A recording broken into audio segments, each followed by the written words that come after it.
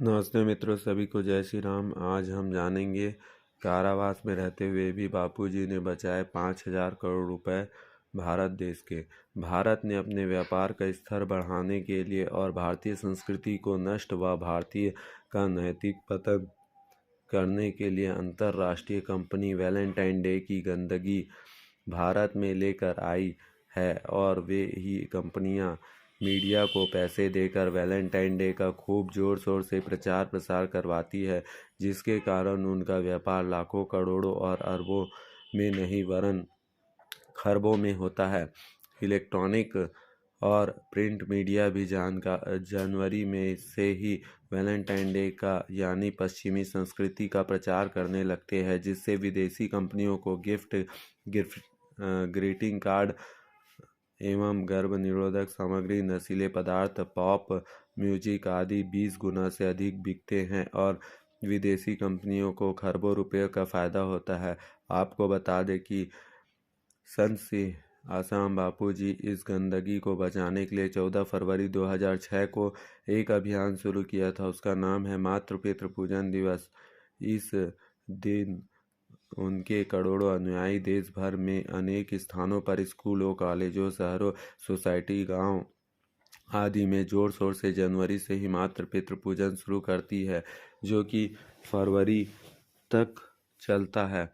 इस साल में भी जनवरी से ही मातृ पितृ पूजन दिवस शुरू कर दिया गया था और सभी को संकल्प दिलवाया था कि 14 फरवरी को पाश्चात्य संस्कृति का वैलेंटाइन डे हम नहीं मनाएंगे, बल्कि 14 फरवरी को हम माता पिता पूजन करके मातृ पितृ पूजन दिवस मनाएंगे।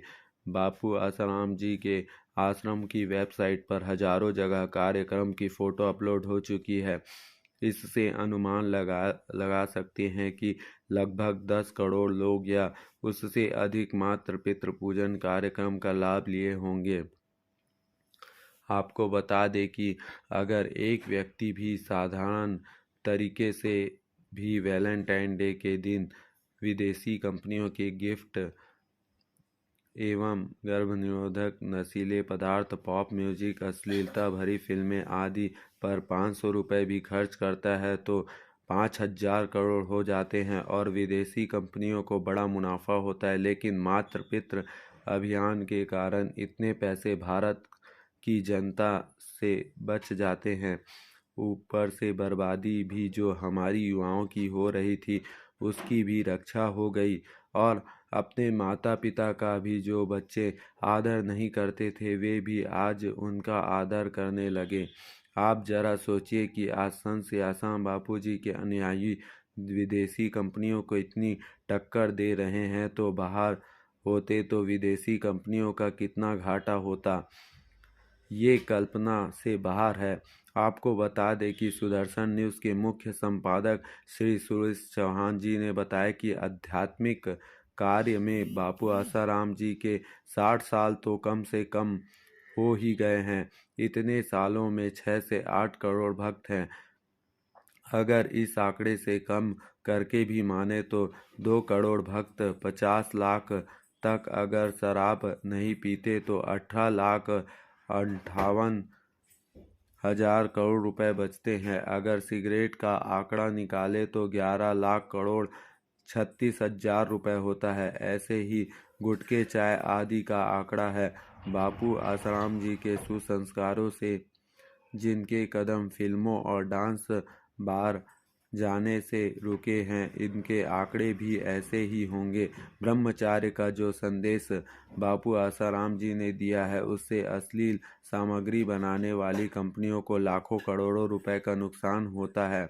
इन सारे आंकड़ों को जोड़े तो आंकड़े कई लाख खरब में जा रहा है। इतने खरब रुपए का बापू आसाराम जी ने जिन कंपनियों का नुकसान किया है उसके लिए कुछ हजार करोड़ रुपए बापू आसाराम जी के खिलाफ लगाना कौन सी बड़ी बात है। इसके पीछे की असली अर्थशास्त्र यह है।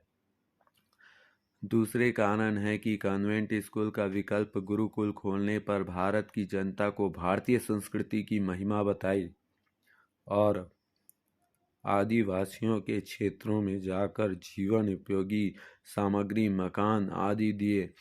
धर्म का ज्ञान देकर जो हिंदू धर्मांतरित हो रहे थे उनकी घर वापसी करवाई। लाखों लोगों को घर वापसी करवाई गई थी। धर्मांतरण पर रोक लगाई गई। लव जिहाद में फंसने वाली लाखों हिंदू युवती को बच गई, जिसके कारण धर्मांतरण करने वाले बौखला गए। जो पिछले 1200 वर्षों सालों से संभव नहीं हुआ, वो आने वाले 10 साल में दिख रहा है। इन 10 सालों में इस देश की गुलाम बनाने से रोकने में सबसे बड़ी जो शक्ति है वह है संत सियाराम बापूजी। इसी कारण वे सबसे ज़्यादा निशाने पर थे और उनके खिलाफ षड्यंत्र रचा गया। झूठे केस किए, मीडिया भी बदनाम करवाई और आखिरकार जेल भेज दिया गया। फिर भी उनके अनुयायी आज भी धर्मांतरण करने वाले और विदेशी कंपनियों और ईसाई मिशनरियों से टक्कर मजबूती से ले रहे हैं। भारत के ऐसे महापुरुषों को साजिश के तहत जेल में रखना यह राष्ट्र समाज के लिए नुकसानदायक नहीं है क्या?